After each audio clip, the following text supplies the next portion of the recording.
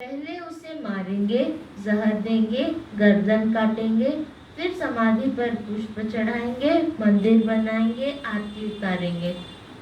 ज्ञानी पुरुष को तो वही जान सकते हैं जो उस ज्ञानी के समान स्थिति तक पहुंच चुके हैं। अज्ञानी लोगों के पास संतों को पहचानने की आंख नहीं है, इसलिए वे पत्थर की पूजा आरती करते हैं, किंतु चैतन्य परमात्मा रूप सद्गुरु का वे अपमान निंदा करते हैं। आप देखते हो मूर्तियों के सामने बड़े बड़े IAS ऑफिसर कह दो, मिनिस्टर कह दो, प्रधानमंत्री कह दो, राष्ट्रपति कह दो, मूर्ति के सामने जाकर साष्टांग दंडवत प्रणाम कर लेते हैं। लेकिन जीवित सद्गुरु के सामने साष्टांग दंडवत प्रणाम करने का उनका हिम्मत नहीं होती। कारण क्या है? मूर्ति तुम्हारे अंतःकरण में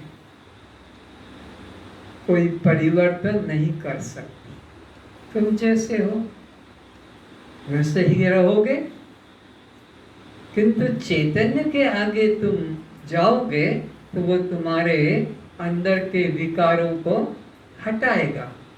अहंकार को चोट लगती है चेतन के सामने जाने में, प्रणाम करने में। और पत्थर के सामने वो साष्टांग प्रणाम करेंगे, आरती उतारेंगे, छुएंगे, लेकिन चेतन के सामने, क्योंकि चेतन तुम्हारे अंतःकरण में परिवर्तन ला सकता है। मूर्ति तुम्हारे अंतःकरण में कोई परिवर्तन नहीं ला सकती है। इसलिए वो मूर्ति की पूजा करेंगे पर चैतन्य गुरु के आगे जाकर समर्पित नहीं होते। जीवित सद्गुरु के आगे सर झुकाने में उन्हें अपनी धनी पने ज्ञान पने को चोट लगती है। मैं कलेक्टर हूँ, करोड़पति हूँ, फैक्ट्री का मालिक हूँ, मेरे जहाज चलते हैं, मेरे द्वारा इस तरह से कर्म होते हैं, वो गर्व है उनको। फिर मैं एक साधारण आदमी को जाके प्रणाम करूं, ये बात उसको जचती नहीं है। मूर्ति के सामने तो हाथ के जाकर पैर पर छू लेंगे, चाट लेंगे, उनका पानी चढ़ा हुआ पी डालेंगे। शिवलिंग के ऊपर से पानी निकल कर आया कि उनके ऊपर, विष्णु के ऊपर कृष्ण पे पानी डाला, दूध डाला, वो नाले में से आएगा, उसको पी लेंगे। लेकिन चैतन्य गुरु के आगे समर्पित नहीं होते। परंतु चेतन गुरु जो उनको आत्मा का बोध कराता है, उसके प्रति नर दृष्टि ही रहती है। भगवत धारणा तो किसी विरले मुमुक्षु के हृदय में ही उदय होती है। मैं देखता हूँ, इंदौर की घटना है, क्लास चल रही है, पति पत्नी भी क्लास में आ रहे हैं और उन्होंने कहा अपने आप कि देखिए मैं गुरु बना चुका हूँ, मैं गुरु आपको नहीं मान सकता। मैंने तो कभी कहा नहीं, लेकिन मेरा को ये विश्वास है कि आपसे मेरा मोक्ष होगा, उनसे मोक्ष नहीं होगा। मैं गुरु बना चुका हूँ, उनसे मेरे को मुक्ति का अनुभव नहीं हुआ और आपसे मेरे को मुक्ति का अनुभव हुआ है, पर मैं आपको गुरु नहीं बनाऊंगा। फिर मैं तो गुरु बनाने की बात ही नहीं करता हूँ। और वो आदमी बात कैसी कह रहा है कि मेरे पति तो हैं लेकिन उनसे बच्चा नहीं हो रहा है और मुझे विश्वास है आपसे मेरे को बच्चा होगा, उनसे तो बच्चा हो नहीं पा रहा, पर पति उन्हीं को मानूंगी, आपको नहीं मानूंगी। ये जैसे बात है ऐसे ही ये बात कही जाती है। तो ऐसे ही जो एक कान में वाक्य बोल देता है बस कान में, तो हमारे गुरु हो गए। और ये हजार हजार वाक्य 2-2 घंटे चिल्लाता है, तो गुरु तो मेरे हो चुके हैं, गुरु मैंने बना लिया है। आपको गुरु नहीं मानूंगा, लेकिन ज्ञान उनसे नहीं हुआ, ज्ञान आपसे हो रहा है, ये हो रहा है। ऐसा ही कान में बस मंत्र कोई कह दे उसमें ज्यादा विश्वास करते हैं और हजार हजार वाक्य कहकर तुम्हारे अज्ञान को मिटाते हैं, उसके प्रति गुरु भाव नहीं जगता है। वो आके बोल भी देते हैं, हमारे गुरु तो हैं, उन्होंने हमको मंत्र दिया है, गुरु बना चुके हैं। याद रखें, नर द्वारा नारायण का बोध साक्षात्कार नहीं हो सकेगा। हाँ, ये बात समझने की है। नारायण का बोध अगर करना है तो फिर नारायण ही होना चाहिए। नर के द्वारा नारायण का बोध नहीं हो सकता। और गुरु नारायण रूप होता है, गुरु में और नारायण में कोई अंतर नहीं। गुरु साक्षात परम ब्रह्म। तो जब तक गुरु के प्रति ये भाव नहीं जगेगा, सर फोड़ लो तुम रोग के पीट के, तुम्हारा कल्याण नहीं होगा। गुरु के प्रति नारायण भाव जगने वाले को ही नारायण की अनुभूति, नारायण की प्राप्ति होगी। और गुरु को तुम नारायण मानने को तैयार नहीं हो, तुम तो नर भी नहीं मानते हो, उसको तो अपने से भी नीचा मानते हो कि मैं इससे ज्यादा अच्छा हूँ, मेरा चरित्र, मेरा व्यापार, मेरा व्यवहार इससे अच्छा है, इसका कोई चरित्र का ठिकाना नहीं, इसके तो वाणी का ठिकाना नहीं। तो आप गुरु को तो आप नर तक भी नहीं मानते, जबकि गुरु को नारायण रूप जानेंगे तभी तो आपको उसका नारायण का अनुभव कराएगा। तो जब गुरु के प्रति नारायण भाव नहीं तो तुम्हारे में नारायण भाव कैसे आए? जब तुम्हें लगता कि इसको परमात्मा की प्राप्ति नहीं हुई है, जिसके पास में बैठा हूँ, बैठी हूँ, उपदेश सुन रहे हैं, प्रवचन सुन रहे हैं, लेकिन इसको परमात्मा की प्राप्ति हुई, मेरे को विश्वास नहीं। तो जब इसको परमात्मा की प्राप्ति नहीं हो तो तुमको परमात्मा की प्राप्ति फिर कैसे और कौन करा सकेगा? जब तुम्हें एक भी परमात्मा रूप नहीं दिखता है तो फिर तुमको परमात्मा का बोध कौन और कैसे कराएगा? एक का तो तुम्हें विश्वास करना ही होगा। अगर तुम्हारा एक के प्रति भी विश्वास नहीं है कि ये पूर्ण है, तो फिर वो तुम्हारे को पूर्णता का बोध कैसे करा सकेगा? नारायण का साक्षात्कार तो केवल नारायण स्वरूप सद्गुरु द्वारा ही हो सकेगा। इसलिए गुरु साक्षात परम ब्रह्म स्वरूप कहा जाता है। जिसके द्वारा आत्म तत्व का बोध हो सकेगा, उस साक्षात पर ब्रह्म रूपी, उसे साक्षात पर ब्रह्म रूपी देखना चाहिए। जिससे भी, चाहे वो मुसलमान हो, ईसाई हो, सिख हो, पारसी, जैन हो, अथवा कोई स्त्री हो, ये नहीं कि हम पुरुष हो तो पुरुष से ही ज्ञान प्राप्त करेंगे, वो स्त्री भी हो सकती है। स्त्री के लिए पुरुष, पुरुष के लिए स्त्री, वहाँ लिंग का भेद नहीं रहता है। इस तरह से गुरु के प्रति जब ये साक्षात चैतन्य परमात्मा का भाव होगा तभी कल्याण होगा। ऐसे निष्ठावान मुमुक्षु को फिर न समाधि की जरूरत है, न श्रवण मनन निधिध्यासन की। जिसको ऐसा कोई सद्गुरु मिल गया, या जिसकी गुरु के प्रति क्या भावना हो गई? गुरु साक्षात, ये हृदय में भाव आ गया। वाणी में तो बच्चे भी बोलेंगे, सब आप लोग भी बोलते हो, तो हृदय में ये भाव जग जाए, थोड़ा भी डिगे नहीं, थोड़ा भी टसमस न हो, तो उसे अब कोई साधन करने की जरूरत, अब उसे कोई साधन करने की जरूरत नहीं है। क्योंकि गुरु से और ऊपर, परमात्मा से ऊपर तो कुछ है नहीं, और उसको वो मिल गया, गुरु साक्षात, वो परम ब्रह्म मिल गया। अब ये कर्म किसके लिए करे? योग किसके लिए करे? समाधि किसके लिए करे? ध्यान किसके लिए करे? जब तक तीर्थ व्रत उपवास किसके लिए करे? कुछ और बाकी हो पाने को तब तो करे, पर जब इसने अंतिम चीज को पा लिया कि गुरु से बड़ा ना होए, तो फिर अब साधन से भी मुक्त हो गया, चिंता से मुक्त। गुरु के प्रति जिसका भगवत दृष्टि हो जाता है, उसके हृदय में गुरु के द्वारा किया गया उपदेश प्रकाशित हो जाता है।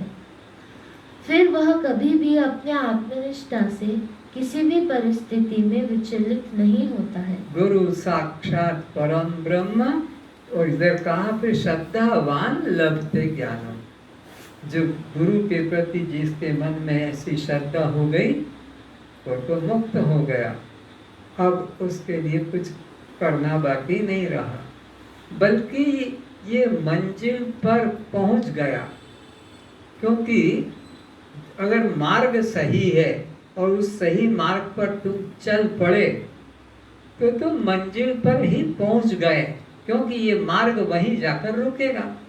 सही मार्ग पर अभी कदम रखा तुमने, 4 मार्ग में से एक मार्ग पर चल पड़े जो सही है, 3 मार्ग को छोड़ दिया। तो अब चाहे जितना तुम धीरे चलो, तुमने सही मार्ग पकड़ा है तो तुम मंजिल पर ही पहुंच गए। अब तुम्हारे को संदेह नहीं रखना चाहिए। तो ये विचार लेना चाहिए पहले कि मैं जिस मार्ग पर पैर रखा हूँ ये मुझे कहाँ पहुँचा सकेगा, ये कहाँ तक ले जा सकेगा। जिस ट्रेन में मैं चढ़ रहा हूँ ये ट्रेन मुझे कहाँ तक ले जा सकेगी। तो ये गुरु अगर मिल गया, पूर्ण निष्ठा जग गई, तो अब तुम आराम से सो जाओ, निश्चिंत होकर सो जाओ। मेरा साईं मुझे भजे मैं पाऊँ विश्राम। संत कबीरदास जी कहते हैं अब मुझे कोई जपने की जरूरत नहीं। ब्रह्मनिष्ठा का प्रमाद भी उसकी मृत्यु है। मैं ज्ञानी हूँ, शेष अज्ञानी है। मैं मुक्त हूँ, शेष सभी बद्ध हैं। इस तरह की भेद दृष्टि भी प्रमाद है। जो महापुरुष निरपेक्ष है, शांत है, वह कामनाओं से रहित है, निर्वैर है, समदर्शी है तथा सर्व के प्रिय है, ऐसे महापुरुष के पीछे पीछे मैं भगवान घूमता हूँ, ताकि उन महापुरुष के चरणों की धूल उड़कर मुझ पर लगती रहे। जब तक तुम्हारे मन में तुलनात्मक दृष्टि है, ये अज्ञानी, ये क्या जानेगा मुझे, मैं तो ज्ञानी, ये बद्ध, मैं मुक्त, तो इसको क्या बात बताऊं इत्यादि, तब तक तुम्हारा ज्ञान 2 कौड़ी का है। बिल्कुल ज्ञान प्रवेश ही नहीं हुआ। जब तक तुम्हारे अंदर एकता, सो हम, जिस पर भी दृष्टि गई, मैं ही तो हूँ, मैं ही तो हूँ, मैं ही तो, और मैं ऊंचा और ये नीचा, और मैं ज्ञानी और ये अज्ञानी, मैं मुक्त ये बद्ध, मैं निष्पाप ये पापी। तो ये तो द्वैत, और ये द्वैत है तो बंधन है। तो जिनमें ये पूर्णता का बोध होता है, विद्या विनय संपन्ने ब्राह्मणे गवी हस्तिनी सुनीचे शुकाके च पंडित समदर्शिना। वो सब में ब्राह्मण हो कि चांडाल हो, हाथी हो कि कुत्ता हो, गाय हो कि गधा हो, सब में एकता देखते हैं। ब्रह्म भी सब में एकता देखता है।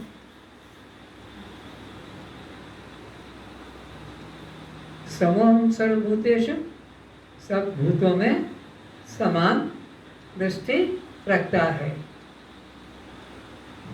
वो परमात्मा को सब में देखता है और सब में परमात्मा को देखता है। 6 अध्याय का 30वां श्लोक बोलो तो, सर्वं च मयि पश्यति, यो मां पश्यति सर्वत्र सर्वं च मयि पश्यति तस्याहं न प्रणश्यामि स च मे न प्रणश्यति। क्या मतलब?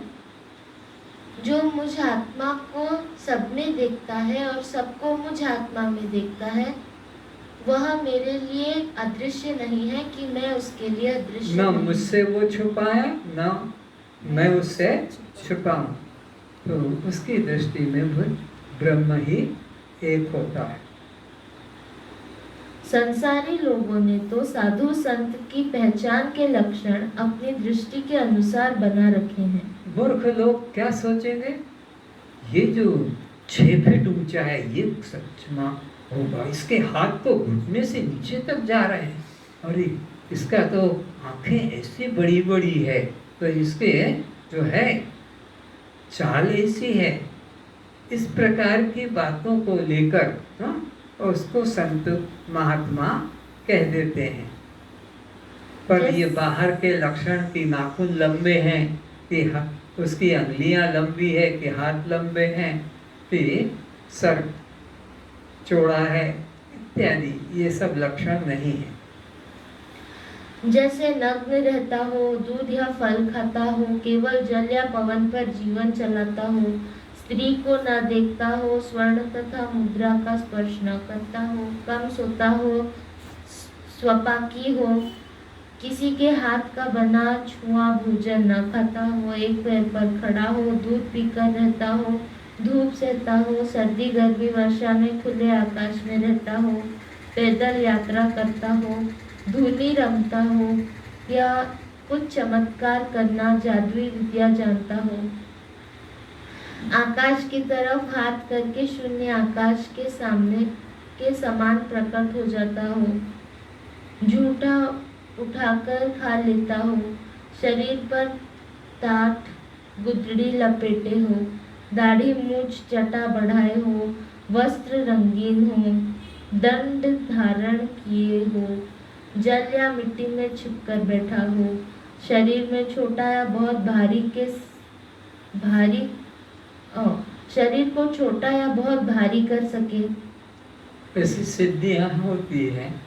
तो ये अज्ञानी लोग ऐसे बाह्य अवस्थाओं को, क्रियाओं को देखकर उसे मान लेते हैं कि ये कोई ऊंचा संत है, ये कोई पहुंचा हुआ संत है। और जिसके पास कोई लक्षण न हो, देखने में भी ऐसा दुबला पतला हो कि देखने में उसके ऊपर कोई प्रकार के बाह्य चिन्ह न हो, ये साधारण आदमी है, ऐसा ही सोचते हैं। जमीन से आसन उठा सके, हाथ घुटने से नीचे तक लंबे हो, आंखें भाल, शरीर मनुष्याकार से बड़ा, उसकी संसारी degree doctor, engineer, professor, manager, secretary आदि हो, सुंदर चमकता गोरा बदन हो। बस मूर्ख लोग आपस में महात्मा का परिचय इन्हीं बातों से दिया करते हैं। यही बाह्य चर्चा करते हैं कि देखो उन महात्मा के कैसे विशाल शरीर, चमकता चेहरा, हाथ तो घुटने से नीचे, अरे इनके जैसा कोई महात्मा पृथ्वी पर देखने को नहीं मिल सकेगा। अब कोई मांस मछली खाने वाला है, उसका शरीर भी तो अच्छा चमकता हुआ दिखता है, तो क्या वो ब्रह्मज्ञानी हो गया? और जो कोई ब्रह्मज्ञानी है उसका शरीर कृश है रमण महर्षि की तरह, तो क्या वो ज्ञानी नहीं है? लेकिन अज्ञानी लोग बाह्य ऐसे शारीरिक अवस्थाओं को देखकर ही उसको ज्ञानी होने का प्रमाण करते हैं। अज्ञानी मनुष्य की यही प्रकृति देखने में आती है कि जलते दीपक के समान प्रकाश फैलाने वाले संसारी जीवों के जीवन का अंधकार मिटाने वाले अवतारी भगवान महापुरुष जीवित संत की वे निंदा करते हैं, हत्या करते हैं, एवं जब वे दुनिया से विदा हो जाते हैं तब बुझे दीपक के समान उनकी मूर्ति बनाकर पूजा प्रार्थना करते हैं। जीवित काल में उनसे प्रार्थना करते तो वे जीव के बुझे दीपक में अपनी ज्ञान ज्योति प्रकाश फैला देते। किंतु अभी आप कृष्ण का फोटो घर में रखते हैं, पुस्तक में रखते हैं, अपने पर्स में भी रख लेते हैं कृष्ण भगवान। आज की बात बता रहा हूँ, वर्तमान। और वो कृष्ण का फोटो जो तुम्हारे पर्स में, और वो पर्स तुम्हारे पॉकेट में, और वो फोटो थोड़ा बढ़ने लग जाए और बढ़ने लग जाए, तुम्हारे कपड़े तनने लग जाए, अरे ये तो जिंदा है, वो एकदम ऐसे करके लगे तो वही है। उसको नहीं सहन कर पाएंगे, क्योंकि ये तो जीवित फोटो को रख लिया, मूर्ति को रख लिया, लेकिन अगर वो चलने लग जाए घर में तो आदमी को कह देंगे भाई तुम आज छुट्टी कर लो। ये तो वही है, ये तो चल रहा है। या फिर इसको भी आप साथ में ले जाओ, हम इसके साथ घर में नहीं रह सकते बाबा, ये तो वही खतरनाक आदमी है। तो इस तरह से तुम जीवित की पूजा कर नहीं सकते, मुर्दे की पूजा करने में तुम्हें कोई डर नहीं रखता है। जीवित काल में उनसे प्रार्थना करते तो वे जीव के बुझे दीपक में अपनी ज्ञान ज्योति प्रकाश फैला देते, ये किंतु गौरी कब प्रणाम करके चली जाती देख भी नहीं पाता हूँ, वो ऐसे जैसे कोई भूत पीछे कैसे निकल गया हो, पता ही नहीं लगता है। देखना पाए तो उसके पहले ही निकल जाना चाहिए। दृष्टि आज तक इतने दिन हो गए देखने को मौका ही नहीं मिलता है, तो रोज प्रणाम करके निकलती है। तो जीवित के सम्मुख समर्पित भाव नहीं आता है, मुर्दों के सामने सरलता रहती है, क्योंकि वो कुछ कर नहीं सकते मुर्दे तुम्हारे लिए। मूर्ति सब सामने तुम कितने प्रकार से भी अपना व्यवहार करो, वो कोई रुकावट नहीं करेंगे। पूजा करने से अज्ञानी जीव के जीवन में कभी प्रकाश नहीं हो सकेगा। उसे तो किसी जीवित ज्ञानी गुरु की ही श्रद्धा भक्ति पूर्वक शरण ग्रहण करना होगा। सच्चे संत बाहर में भ्रमित मालूम पड़ते हैं, जैसे समुद्र के ऊपरी सतह पर उताल तरंगे, अंदर शांत गंभीर होते हैं। इसी तरह सच्चे संत भीतर से शांत गंभीर तृप्त वासना शून्य होते हैं, पर उसे वही ज्ञान आंख वाला देख सकेगा। उसकी उस प्रकार स्थिति हो चुकी है। समान कैसे भी हो, मापदंड तो तुम्हारा जितना बड़ा होगा उतना ही तोल सकोगे। आजकल तुम देख रहे हो, पैकिंग जितना बढ़िया सुंदर होता है वो लोग उसी को खरीदते हैं। माल चाहे अंदर कैसा भी हो, और माल अच्छा हो और पैकिंग ना हो तो लोग उधर जाते नहीं, खरीदते नहीं।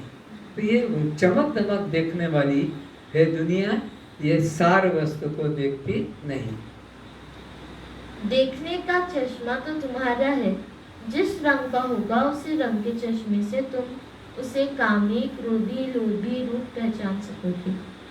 समुद्र की गहराई तो तुम्हारे बास से ही तो मापोगे। तराजू तो तुम्हारी ही होगी। नाम रख देते धर्म काटा लेकिन उनमें भी गड़बड़ ही होती है। समुद्र को मापना है तो बांस डंडा तो तुम्हारा ही होगा, उतना ही तो गहरा बता सकोगे। तो गुरु को भी तुम्हारी बुद्धि की जितनी क्षमता होगी उसी हिसाब से तो बता सकोगे। तराजू तो तुम्हारी ही होगी। अपने घर के खिड़की दरवाजे के अंदर से आकाश को उतना ही विस्तार वाला जान पाओगे, उतना ही बड़ा आकाश का आकार जानोगे। जैसे तुम्हारे घर की खिड़की की दरवाजा की बैल्कनी है, उसमें से जितना आकाश दिखता है तुम आकाश को उतना ही समझोगे, किंतु आकाश तो वही जानेगा जो खुले के अंदर है। घर के खिड़की दरवाजे या बैल्कनी में नहीं, बल्कि बाहर खुले मैदान में है, वो खुले आकाश का अनुभव करेगा। तो ऐसे ही जिसका हृदय खुला हुआ है, सब विकारों से शुद्ध है, वही उस गुरु का, परमात्मा का पूर्णता का अनुभव करेगा।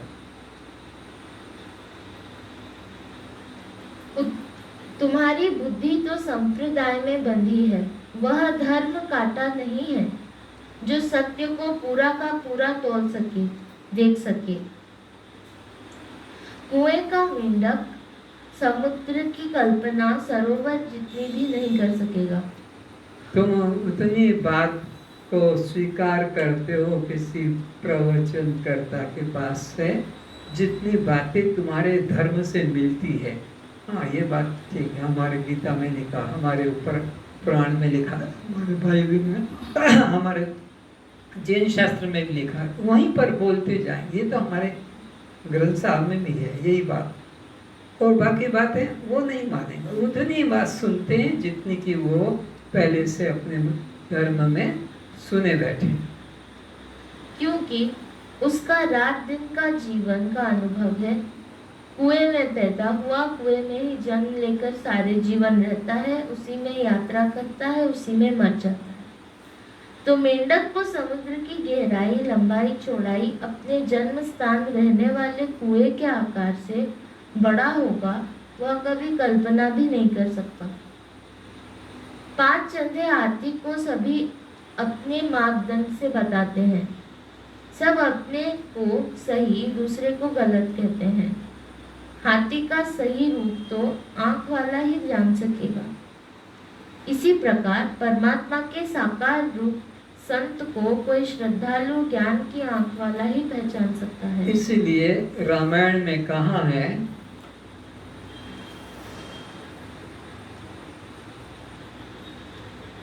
श्रोता वक्ता ज्ञान निधि कथा राम के गूढ़। जो परमात्मा की कथा है, परमात्मा का जो चरित्र है,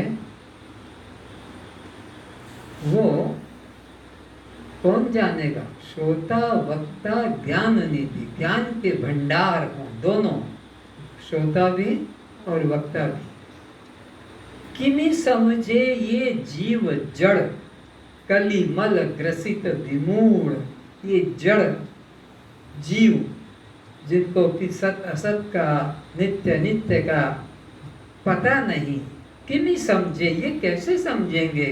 राम की कथा तो गूढ़ है। श्रोता वक्ता ज्ञान निधि कथा राम की गूढ़, किमी समझे ये जीव जड़। जड़ क्यों कहा? क्योंकि उनको कोई विवेक ही नहीं है सत असत का, नित्य नित्य का, आत्मानात्मा का। कली मल ग्रसित विमूढ़, कली के मल से विषय भोगों में फंसे हुए लोग हैं। तो कैसे जानेंगे? उग रही विमल विलोचन ही के, जब उनके हृदय का ज्ञान का नेत्र खुलेगा। उग रही, इन नेत्रों की बात नहीं, इससे तो सब नाशवान दिखते हैं, नाशवान विकारी। अर्जुन को भी भगवान कहते हैं, अर्जुन तो इन विकारी नेत्र से मेरे अविनाशी रूप को नहीं देख सकेगा, उसके लिए मैं तुझे ददामी दिव्य चक्षु, मैं तुझे दिव्य चक्षु दूंगा, तब तू देख सकेगा मेरे विभूति योग को। इन चर्म चक्षुओं से तू नहीं जान सकता। तो रामायण में उग रही विमल विलोचन ही के, मिटही दोष दुख भव रजनी के। जब हृदय में ज्ञान का चक्षु खुलेगा, गुरु कृपा से ज्ञान अंजन लगा देगा, तब परमात्मा का अनुभव कर सकेगा। तो एक और बात कही है, मुकुर मलिन अरु नयन विहीना, राम रूप देखहि किमि दीना। किसी को रूप देखना हो तो 2 बातें ठीक होना चाहिए, दर्पण भी साफ हो और आंख भी अच्छी हो। अगर दर्पण गंदा है तो रूप नहीं देख पाओगे, और दर्पण सफा और आंख से धुंधला दिखता है, मोतियाबिंद है तो भी नहीं देख पाओगे। तो जो शर्त है देखने की, मुकुर मलिन अरु नयन विहीना, राम रूप देखहि किमि दीना। वो राम का रूप का अनुभव नहीं कर देख सकेगा। कौन देख सकेगा? जिसकी की ज्ञान की आंख हो और अंतःकरण शुद्ध हो, दर्पण की तरह, वो राम का अनुभव कर सकता है। तो यहाँ पर गूढ़ बात है,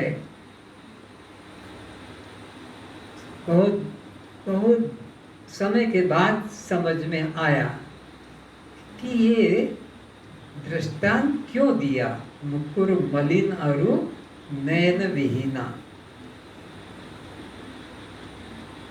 तो बात पकड़ में आई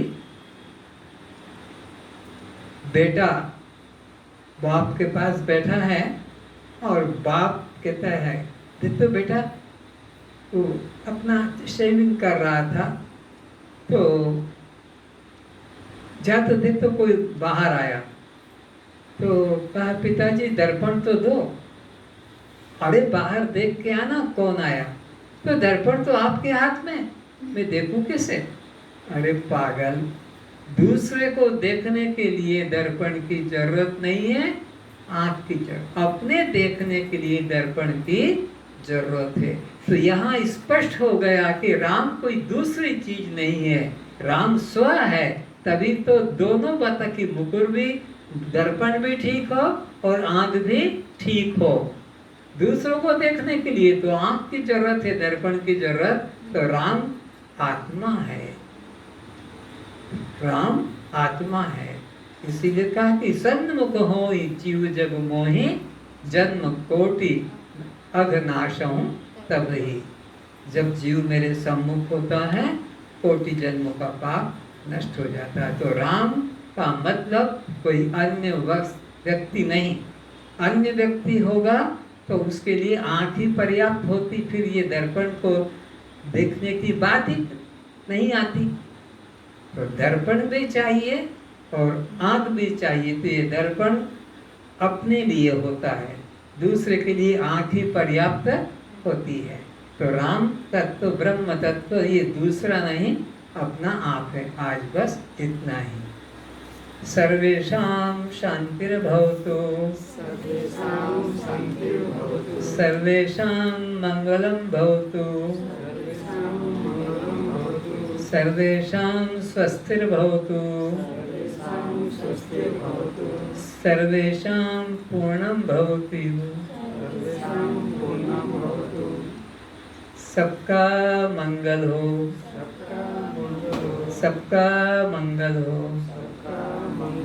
सब स्वस्थ हों, सब स्वस्थ हों, सब निरोग रहें, सब प्रसन्न रहें, परस्पर वैर भाव कभी न हो।